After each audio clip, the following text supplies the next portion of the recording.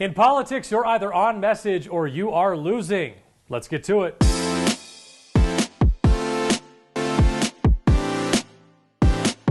Welcome to On Message, our weekly look at where the battle lines are drawn and who is winning the war of words. This week, the great debate.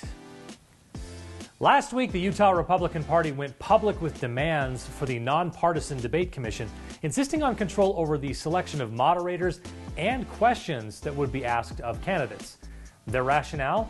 Hey, it's a closed GOP primary, so the issues discussed should be controlled by the closed GOP. As Utah GOP Chair Carson Jorgensen put it, it simply does not make sense for the debate commission to decide what issues will be discussed and who will ask the questions. This is a Republican primary to be voted in by registered Republican voters.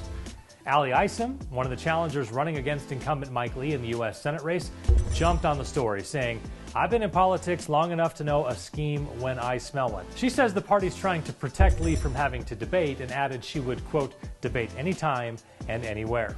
Now, Lee's other challenger, Becky Edwards, joined the fray, tweeting, "I've never known Mike to shy away from an opportunity to be on TV. Let's have a debate." Lee's campaign responded saying they're planning to participate in the party-sanctioned debates, indicating they'll skip the debate commission event. Now, for most voters, political debates during the campaign are just sort of part of the tradition. But to candidates and their campaign teams, they are much more complex than that. Decisions about how many debates to commit to, where those debates will be held, and even which podium on stage you stand at are all considered, analyzed, and yes, fought over. All that usually happens behind closed doors between candidates and debate organizers. Because every chamber of commerce, every Rotary Club, and dozens of other groups wants to host a debate to seem relevant, Utah created the Utah Debate Commission to ensure every statewide and congressional race gets a televised debate or maybe a handful of debates in some cases. They've generally been the debate campaigns will do and use it as an excuse to skip all those others. So if you're an incumbent with high name recognition and you have little to gain by doing a debate, challengers always want the opportunity for that side-by-side comparison to show voters just how well they stack up to you as the current office holder.